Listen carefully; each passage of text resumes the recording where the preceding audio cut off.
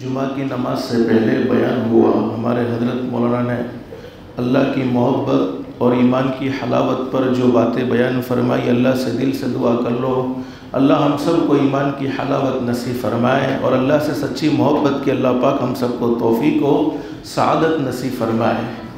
अल्लाह से करीब होने के लिए दो इबादतें हैं, एक जानी इबादत है, एक माली इबादत है। जानी इबादत जैसे नवाफिल का अहतमाम करना, तहज्जुद की नमाज़ पढ़ना, इशराक की नमाज़ पढ़ना, चाश्त की नमाज़ पढ़ना, अवाबीन की नमाज़ पढ़ना, नफली रोज़े रखना, ये जानी इबादत। माली इबादत अल्लाह ने किसी को मालदार बनाया है, सखावत करके दीन के काम में ताउन करके अल्लाह से वो करीब हो सकता है। इस वक्त मुझे मुख्तसर ज़िक्र ये करना है। हदीस शरीफ में हज़रत अक़दस नबी करीम सल्लल्लाहु अलैहि वसल्लम का सच्चा इरशाद अली है। हमने गुज़श्ता सुना कि एक हादसा हुआ कि अचानक की मौत में 3 लोग डूब गए। अल्लाह इनकी मग़फ़िरत फ़रमाए, जन्नतुल फ़िरदौस में आला साला मकाम नसीब फ़रमाए, घर वालों को सब्र जमील नसीब फ़रमाए।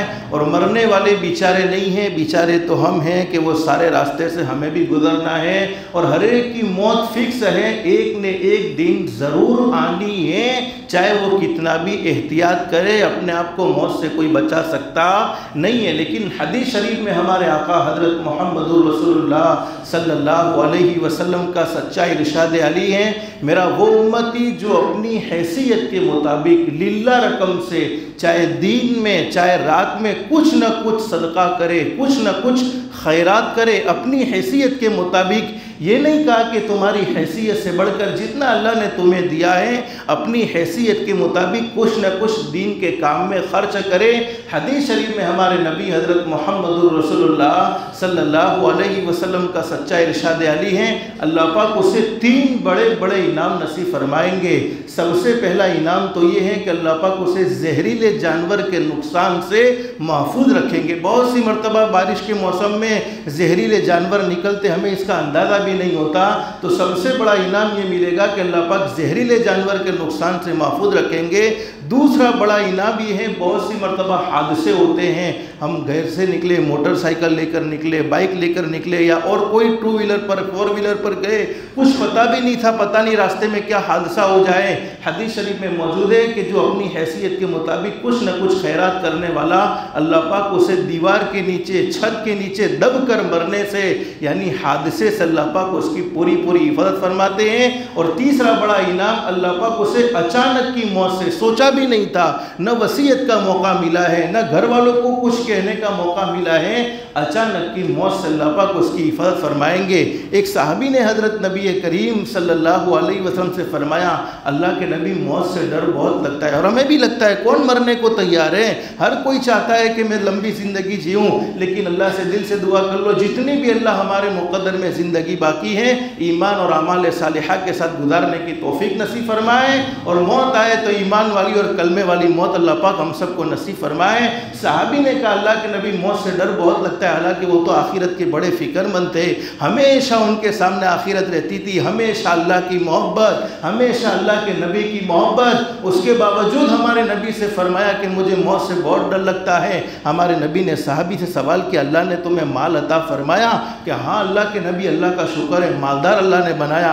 और बोलो मालदार बनना बोलो बुरा नहीं है, दुनियादार बनना बुरा है। दुनिया जेब में होती है तो कोई गुनाह नहीं है, दुनिया दिल में होती है तो ये गुनाह है।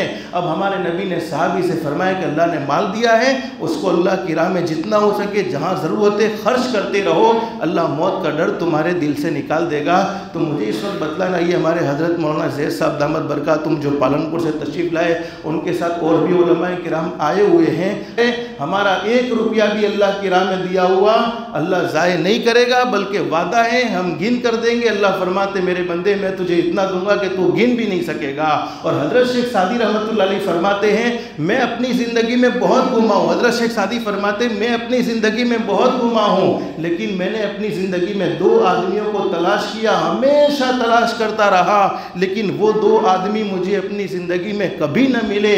नंबर 1, जिसने अल्लाह की राह में कुछ दिया हो और वो गरीब बन गया हो, वैसा कभी नहीं हुआ, बल्कि अल्लाह की राह में, अल्लाह के दीन के मामले में माली ताउन करने वाले को अल्लाह पाक ज़रूर दुनिया में मालदार बनाते हैं, और जो दुनिया का मालदार है समझ लो वो आखिरत का भी मालदार है।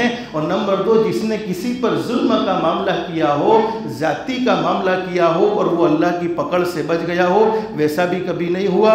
तो मेरी एक बात तो ये थी। दूसरी बात ये है कि आज रात को जुमा मस्जिद में हज़रत मुफ्ती इरफान साहब की तफसीर होगी, तो तमाम अहबाब वहाँ भी शिरकत फरमाएँ। और जुमा से पहले हमारे ये मास्टर यूनुस साहब का मुझ पर फ़ोन आया कि सोसाइटी में कोई आदमी बीमार है। अब वो व्हाट्सएप पर मैसेज देखने का मेरे पास वक्त नहीं रहा कि मैंने व्हाट्सएप पर नाम लिखा हुआ है, वो अहमदाबाद में ज़ेरे इलाज है, यानी वो इलाज इनका हो रहा है। तो तमाम अहबाब से दरख्वास्त है, इन्होंने जो दुआ के लिए कहा है अल्लाह इनको शिफाए कामिला नसीब फरमाए। और जितने उम्मत में बीमार है अल्लाह से दुआ कर लो, अल्लाह सबको शिफाए कामिला नसीब फरमाए। जिस्मानी बीमारियों से भी अल्लाह पाक हम सबको महफूज फरमाए, रूहानी बीमारियों से भी अल्लाह पाक हम सबको महफूज फरमाए। अल्लाह पाक हम सबको कहने सुनने से ज़्यादा इखलास, इस्तिखलास और इस्तिकामत के साथ अमल की तौफीक नसीब फरमाए। आमीन या रब्बल आलमीन व आखिरु दअवाना अल्हम्दुलिल्लाहि रब्बिल आलमीन। जुमा की नमाज से पहले